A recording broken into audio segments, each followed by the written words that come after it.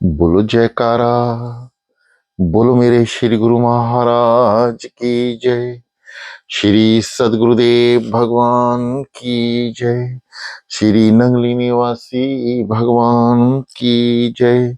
श्री परमहंस दयाल जी महाराज की जय। श्रीमद् भागवत रहस्य दशम स्कंद पूर्वार्ध आगे। यशोदा लाला को पकड़ नहीं पा रही थी क्योंकि वह यानी भक्ति अधर्म के पीछे दौड़ रही थी। एक महात्मा दूसरे ही कारण बताते हैं। यशोदा के हाथ में लकड़ी थी। लकड़ी लिए पकड़ने वे दौड़े। यह लाला को पसंद नहीं है। उसे डर लगता है। लकड़ी अभिमान का प्रतीक है। पुष्टि संप्रदाय तो लाला की सेवा करने को कहता है। लकड़ी लेकर दौड़ का अर्थ है अभिमान के साथ लेकर दौड़ना, अभिमान को साथ लेकर दौड़ना। अभिमान सेवा नहीं करता। कृष्ण कहते हैं अपना अभिमान छोड़कर ही मेरे पास आना। मैं वल्लभाचार्य कहते हैं तो वल्लभाचार्य कहते हैं भक्ति यदि अभिमान को अपने साथ ही लेकर भगवान को पाने चलेगी तो सफल नहीं होगी।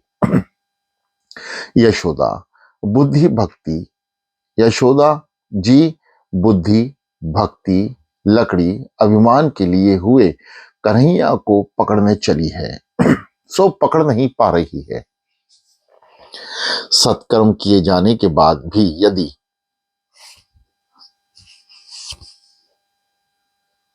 आंतरिक अभिमान बढ़ता जाता हो तो वह सत्कर्म किस काम का। भगवान सभी दोषों को क्षमा करते हैं किंतु अभिमान को नहीं। अभिमान होने से भगवान की उपेक्षा होती है। अभिमान करने जैसा जब कुछ है ही नहीं तो फिर हम अभिमान करें ही क्यों। राजा को रंक को राजा बनते, लाख को खाक होते और देर नहीं लगती। तभी तो बहुत से वैभव हैं और कुछ ही क्षणों में अच्युत्यम केशवम भी हो जाता है। फिर भी हम अभिमान क्यों करते हैं। यशोदा दौड़ते दौड़ते थक गई फिर भी कन्हैया हाथ न लगा। अब लकड़ी भी बोझ सी लगने लगी। उन्होंने लकड़ी फेंक दी। कन्हैया भी तो यही चाहता था कि माता लकड़ी अभिमान छोड़ दे। माता ने लकड़ी फेंक दी तो कन्हैया ने केवल रुक गया अपितु वापस आने लगा। यशोदा ने श्री कृष्ण का मुख देखा। मुख दर्शन हुआ और लाला पकड़ा गया। लाला के मुख में धर्म निहित है। त्यक्त्वा यष्टिम। माता यशोदा ने लकड़ी अभिमान का त्याग किया। लकड़ी यानी अभिमान का त्याग किया। साधना रहित हुई तो कन्हैया पकड़ा गया। व्यवहार में भक्ति में देव्य भाव है की आवश्यकता है। जब तक जीव अहंता ममता को नहीं छोड़ता तब तक भगवान मिल नहीं पाते। जब तक मैं कायम है तब तक भागवत दर्शन हो नहीं पाता। जहां मैं है वहां हरि नहीं। कन्हैया रोने लगा तो माता ने कहा हाँ मुझे खबर है कि झूठ मूठ रो रहा है। बाल मंडली को दुख हुआ कि उसका अध्यक्ष पकड़ा गया।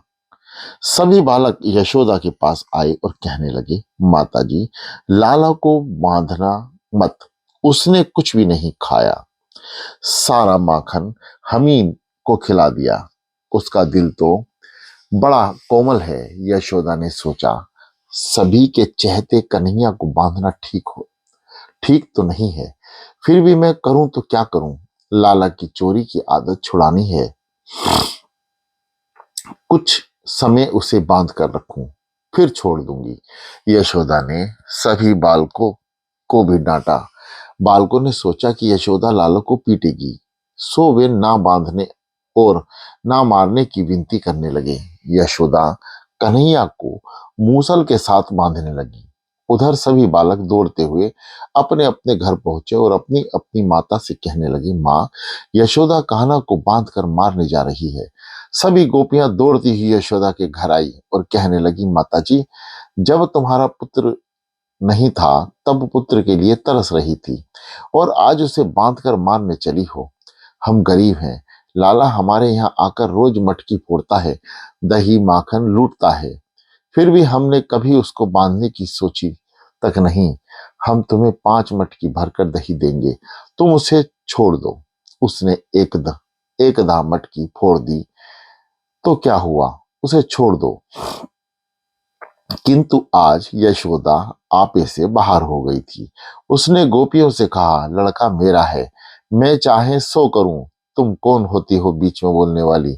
सुखदेव जी वर्णन करते हैं, राजन, काल के भी काल श्री कृष्ण आज माता का क्रोध देखकर कांप रहे हैं। यशोदा जी बाल कृष्ण को मूसल से बांधने लगी।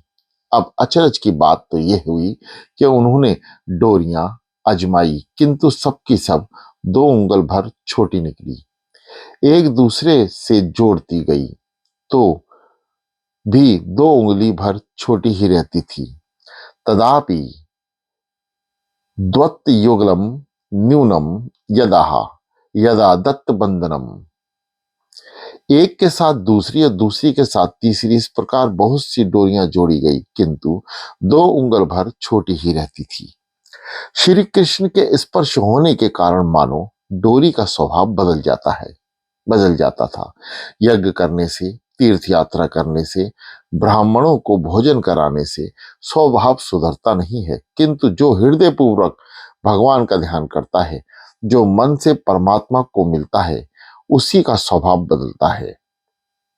भागवती स्पर्श के बिना स्वभाव नहीं बदलता। ब्रह्म संबंध के बाद और कोई संबंध हो भी नहीं सकता। क्या डोरी के बांधने का स्वभाव छोड़ दिया, डोरी ने बांधने का स्वभाव छोड़ दिया। डोरियों को श्री कृष्ण पर दया आई। वैष्णव कहते हैं कि डोरी में ऐश्वर्य शक्ति ने प्रवेश किया था। जहां ईश्वर है वहां ऐश्वर्य भी है। ऐश्वर्य शक्ति को दुख हो रहा था कि एक साधारण ग्वालिन प्रभु को बांध रही है। गोपियां यशोदा से कहने लगी, माँ चाहे कुछ भी कह तू, किंतु इस लाला के भाग्य में बंधन लिखा ही नहीं है। यह तो हम सबको सांसारिक बंधनों से छुड़ाने के लिए आया है। ऐश्वर्य शक्ति परमात्मा को स्वामी बनाती है। वात्सल्य भक्ति बांध परमात्मा को वात्सल्य शक्ति का मीठा झगड़ा है। वात्सल्य भक्ति परमात्मा को बांधने चली है। ऐश्वर्य शक्ति अपने पति को बंधन में देख नहीं सकती। ऐश्वर्य को वात्सल्य शक्ति का ये मीठा झगड़ा है। प्रभु ने ऐश्वर्य शक्ति से कहा, मैं यहाँ गोकुल में ईश्वर नहीं, यशोदा का बालक मात्र हूं। मैं द्वारका में तेरा पति होकर आऊंगा, तू चली जा। माता को बांधने की इच्छा है तो बांधने दे। गोकुल में प्रेम का प्रधाय है और द्वारका में ऐश्वर्य का। ब्रज में तेरी आवश्यकता नहीं है। गोकुल लीला में वात्सल्य भाव और पौडुंग्र लीला में साख्य भाव प्रधान है। गोपी लीला में माधुर्य भाव मुख्य है। तो ऐश्वर्य शक्ति ने डोरी से विदाई ली। घर में जितनी भी डोरियां थी सभी समाप्त हो गई, फिर भी कन्हैया बंध नहीं पाया। यशोदा जी आश्चर्य में डूब गई और गोपियां हास्य में। गोपियां मानो कह रही थी, भगवान इस तरह कभी बनते भी नहीं। भगवान सभी से कह रहे हैं, हमारे बीच मात्र 2 उंगल भर का अंतर है। मैं 2 उंगल 2 उंगलियां, ये 2 उंगलियां हैं अहम और ममता। जिसके मन में अहम और ममता शेष है वह मुझे कभी बांध नहीं सकता। परमात्मा को त्रिगुणात्मक माया डोरी बांध नहीं सकती। भगवान तो केवल प्रेम डोरी से बंधते हैं और वह भी उनकी इच्छा होने पर ही। श्री कृष्ण ने देखा कि माता थक कर पसीना पसीना हो रही हैं, तो दयावश होकर बंधन में बंध गए। भगवान कहते हैं, जब मैं कृपा करता हूं तभी बंधता हूं। दृष्टायम परिश्रम कृष्णाम कृपयास्तिम स्वस्थ बंधने। भगवान लौकिक डोरी से नहीं, प्रेम की डोरी से ही बांधे जा सकते हैं। भक्तों के प्रेम के सिवाय और कुछ भी मुझे बांध नहीं सकता। जब तक ईश्वर कृपा नहीं करते, तब तक उसे कोई भी जीव बांध नहीं सकता। कृष्ण स्वेच्छा से बंध गए। जीव अपने स्वार्थ के हित विविध बंधनों में फंसता रहता है। परमात्मा ने निष्प्रेय होने पर भी आज बंधन को स्वीकार किया। जब भगवान बंधते हैं, तब जीव बंधन मुक्त हो जाता है, उसका उद्धार हो जाता है। ज्ञान और योग नहीं, शुद्ध प्रेम लक्षण भक्ति ही ईश्वर को बांध पाती है। ईश्वर जब तक प्रेम डोर से बंध नहीं पाते, तब तक जीव का माया का बंधन छूट नहीं पाता। ईश्वर को अपने पेट पर से बांधा गया, सो उसका नाम दामोदर पड़ गया। दामोदर भगवान की जय। जब तक परमात्मा को प्रेम से बांधा ना जाए, तब तक संसार का बंधन बना रहता है। जो ईश्वर को बांध सकोगे, तो जन्म मृत्यु के बंधन से छुटकारा हो जाएगा। जो ईश्वर को बांध सकता है, वे स्वयं छूट जाता है। ईश्वर शब्द श्रेष्ठ है। कारण यह है कि वे अपना कोई आग्रह या ममता नहीं रखते।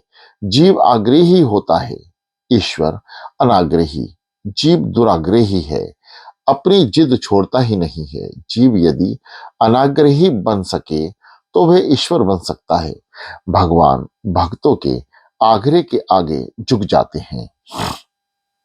भक्तों के आग्रह का वे आदर करते हैं। जीव अपना आग्रह गले से चिपकाए रखता है।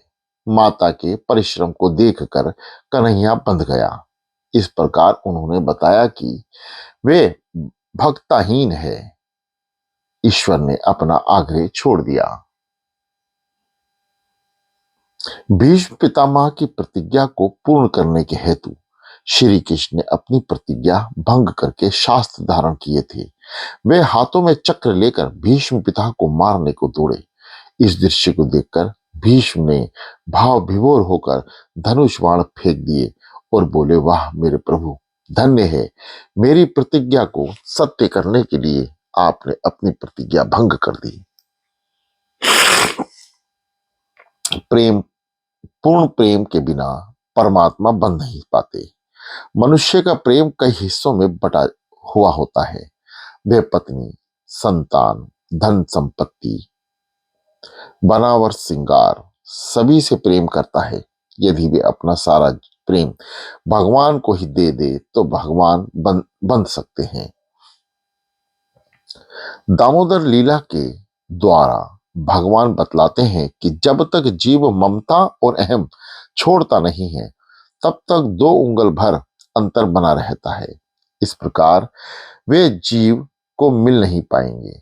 बाल कृष्ण ने दयावश सोचा कि यदि मुझे बांधने से माता प्रसन्न हो रही हो, तो भले मुझे बांध ले। बाल कृष्ण बंध गए और यशोदा की इच्छा पूरी हुई। परमात्मा को ज्ञान पुरुष बांध सकता है और भक्त प्रेम से बांध सकता है। विलंब मंगलम, जैसे भक्त भगवान को हृदय में बंधन कर देते हैं। अंधे विलंब मंगलम चलते चलते मार्ग में एक गड्ढे में फिसल पड़े। श्री कृष्ण ने गोप बालक को रूप धारण कर उनको हाथ पकड़कर बाहर निकाला। श्री कृष्ण के कोमल हस्त स्पर्श से विलंब मंगलम को लगा कि वह साक्षात भगवान है। उसने पूछा तो अपने ही एक गोप बालक बताकर कृष्ण भागने लगे। विल्व मंगल ने कहा, मेरा हाथ छुड़ाकर तो तुम जा रहे हो, किंतु मेरे हृदय में भी भाग निकलो तो जानू, मैंने तुम्हें अपने हृदय में बंधन कर लिया है। हाथ छुड़ाए जात हो निवल जानी के मोही, जब हृदय से जागे हूं सबल काहोगे तो ही। दामोदर लीला के वर्णन में महाप्रभु जी पागल से हो गए। वे कहते हैं कि ज्ञान और तप पर भक्ति की विजय की कथा है। श्री कृष्ण ने मथुरा गमन के समय यशोदा ने उनसे विनती की कि उस डोरी से बंधने का प्रसंग भूल जाना, मन में ना रखना। श्री कृष्ण ने कहा, मैं तो कब तक का भूल चुका हूं, किंतु तुम भी भूल जाना। मैं तो यही याद रखूंगा कि तुमने कभी मुझे प्यार से डोर से बांधा था।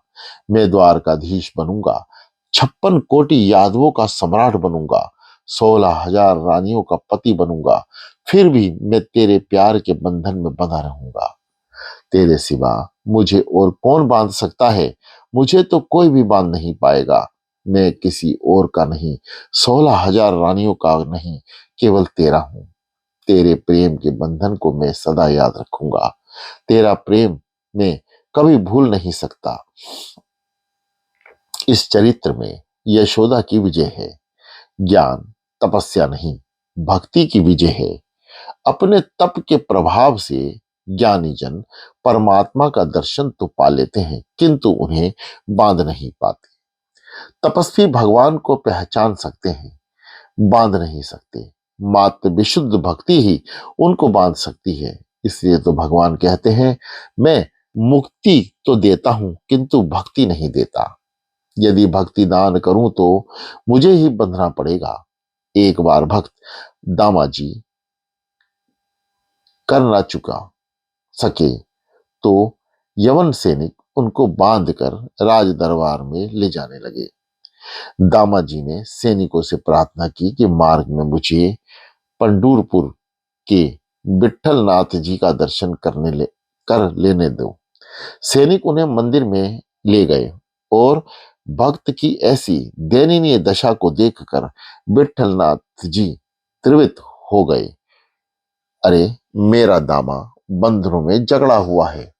तो विठल नाथ जी ने एक हरिजन का रूप लेकर राज दरबार में पहुंचे। वहां उन्होंने अपना नाम बिट्ठू चमार बतलाया और दामाजी की सभी बाकी कर देने की इच्छा व्यक्त की। इस प्रकार विठल नाथ जी ने अपने भक्ति दामाजी को बंधन मुक्त किया। भगवान ने दामाजी को भक्ति दी थी, उनको चमार का रूप लेना पड़ा। भक्ति भगवान को बांधती है। लाला को बांधकर यशोदा रसोई घर में तो गई, किंतु उनका मन तो लाला में ही लगा था। कन्हैया को बांधकर अच्छा तो नहीं किया है, किंतु मैं करूं तो क्या करूं, उनकी चोरी की आदत भी तो छुड़ानी है। लाला बंधन में है, सो सभी बालक भी वहीं बैठे हुए हैं। लाला, हमारे कारण तुम्हें बंधना पड़ा, तुम्हें कहीं पीड़ा तो नहीं हो रही है? लाला ने सोचा कि यदि हाँ कहूंगा तो सभी को दुख होगा, सो उसने कहा, नहीं रे, मैं तो परिहास कर रहा हूं। जिस प्रकार वैष्णव प्रभु को दुख न होने देने के लिए सावधान रहते हैं, उसी प्रकार प्रभु भी वैष्णव को दुखी न होने देने के लिए सावधान रहते हैं। श्री कृष्ण ने सोचा कि आज बैलगाड़ी की लीला करनी है। मैं बैल बनूं और मूसल गाड़ी, इस मूसल को मैं बैलगाड़ी की भांति खींचूंगा। और लाला वैसा ही करने लगा। भगवान दामोदर चाहते हैं कि उनको चाहे बंधन में बंधना पड़े, अन्य कई जीवों का बंधन मुक्त कर ही देंगे। यशोदा पुष्टि भक्ति है। पुष्टि भक्ति भगवान को बांधती है। जब वे बंध जाते हैं तब जीव मुक्त हो जाता है। जब तक उनको प्रेम डोर से बांधा नहीं जाए, माया का बंधन नहीं टूटेगा। प्रेम को प्रेम से बांधो।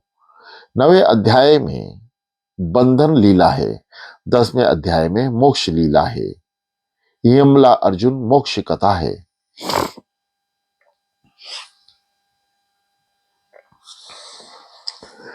लाला मूसल को खींचता हुआ उन दो यमला अर्जुन वृक्षों के बीच में आगे बढ़ा। मूसल दो वृक्षों के बीच में टेढ़ा हो गया। लाला ने डोर को इतने जोर से खींचा कि मूसल ने उन दोनों वृक्षों को उखाड़कर गिरा दिया।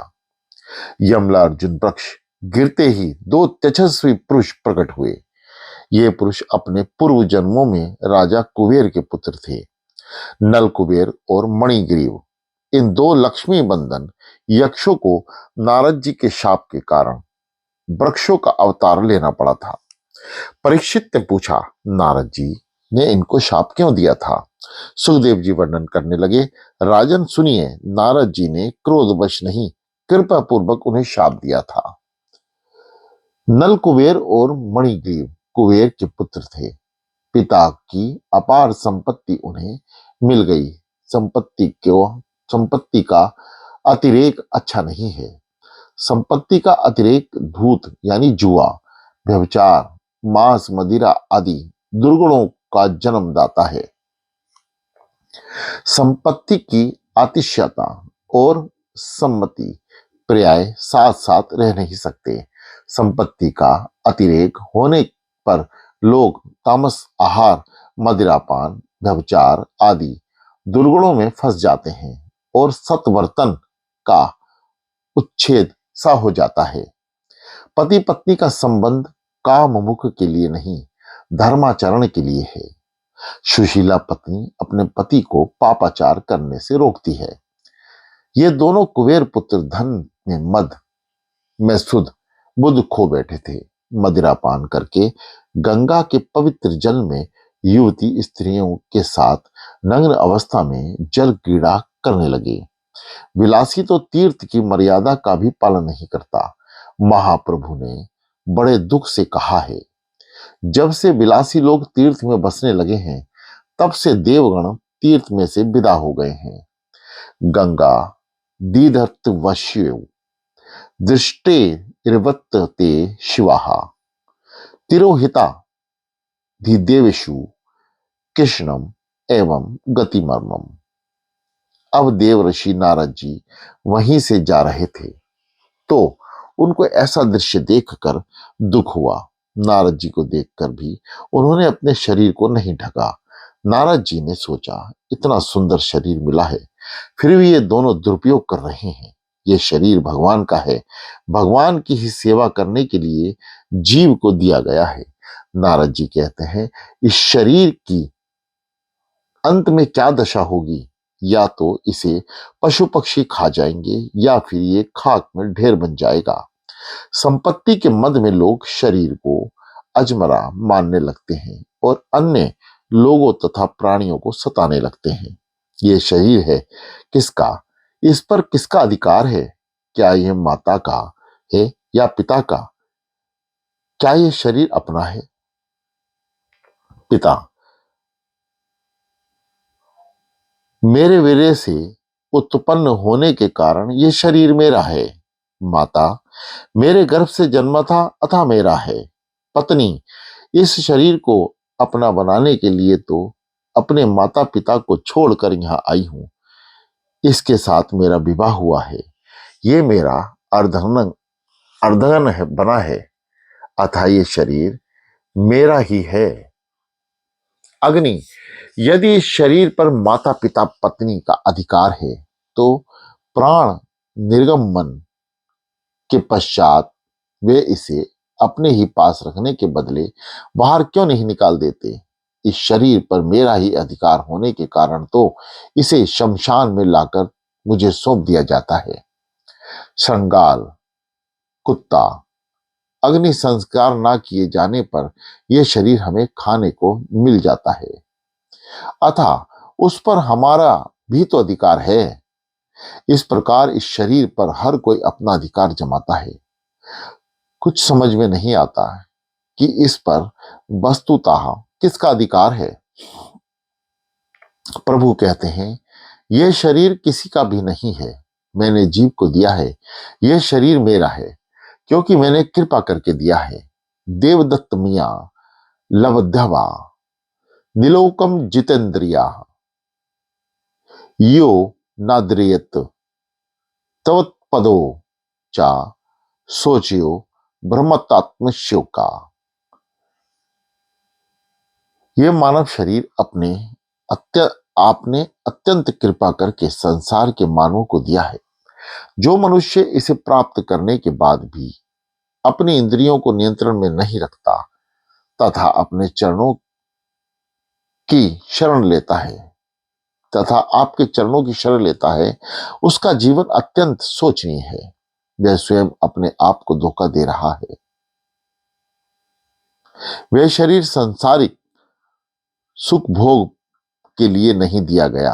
श्री रामचरितमानस में कहा गया है, आकर चारी लक्ष्य 84, जेनी ब्रह्म ते जीव अविनाशी, कबहू करी करुणा कर देही, देत ईश बिनु हेतु सुनेही, नर तनु भव बरधि कबु बोरा, सम्मुख मरुत अनुग्रह मेरा,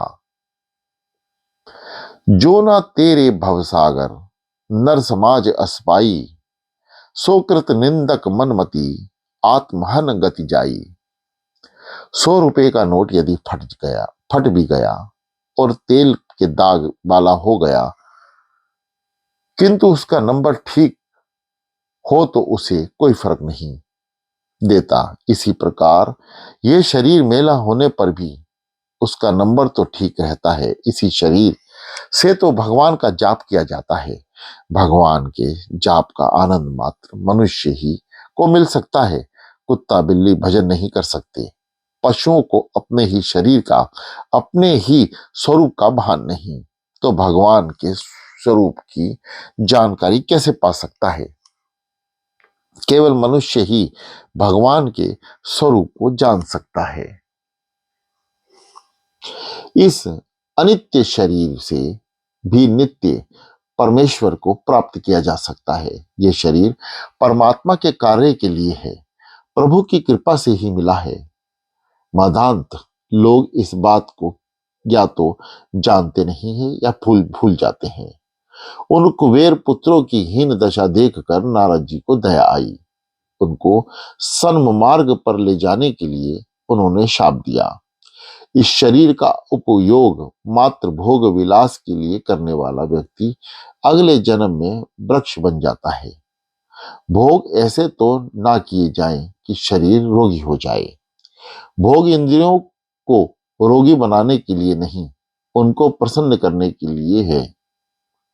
समय और संपत्ति का उपभोग मात्र भोग विलास में करने वाला व्यक्ति अगले अवतार में वृक्ष बनता है। पापी को वृक्ष का जन्म मिलता है, वृक्ष जड़ नहीं है। यह तो पाप योनि है। वृक्ष को 6 ऋतुओं की भांति भांति के प्रहार सहने पड़ते हैं। नारद जी ने शाप दिया, ये दोनों यक्ष संपत्ति के कारण मदाग्ध स्त्री भोगी विलासी हो गए हैं, सो स्थानवरपन प्राप्त करने योग्य हुए हैं। तो ऐसे भोगियों को वृक्ष का जन्म मिले। शाप सुनते ही नल कुबेर और मणिग्रीव पछताने लगे। वे नारद जी की शरण में आए। क्षमा करो मुनिवर, क्षमा करो। नारद जी ने कृपा करके उन दोनों को गोकुल में वृक्षातवार अवतार दिया। नंद बाबा के आंगन में तुम दोनों का जन्म होगा और कन्हैया का चरण स्पर्श तुम्हारा उद्धार करेगा। ये शाप था या आशीर्वाद? उद्धव जैसे साधु जन तो वृंदावन में वृक्ष के रूप में जन्म लेना चाहते हैं। विषय भोग में रमण करने वाले को अगले जन्म में वृक्ष का अवतार लेना पड़ता है। नारद जी ने शाप तो दिया, किंतु संतों को क्रोध, संतों का शाप भी हमेशा आशीर्वाद सा होता है। गोकुल में वृक्षों का अवतार लेने की अभिलाषा तो महान ऋषियों की भी होती है। उद्धव जी कहते हैं, असाम हो चरण रजु युजमहा स्याहा वृंदावने किमापि गुल्म लाष्टोधीनम या तजुस्यम स्वजन्मया पंथम चाहित्वा भेज मूर्तकरम भेजु मुकुर्दंत पदवी श्रुति भिभ्रमयम। ओहो, अत्याराज स्वजन और आर्य मार्ग का त्याग करके वेदों के लिए भी खोजने योग्य श्री कृष्ण की पदवी इन गोपियों ने पाई। ऐसी गोपियों की चरण रज से लाभान्वित वृक्ष राशि लता औषधि आदि किसी भी रूप में वृंदावन में मेरा जन्म हो, ऐसी मेरी प्रार्थना है। बोलो जयकारा, बोलो मेरे श्री गुरु महाराज की जय।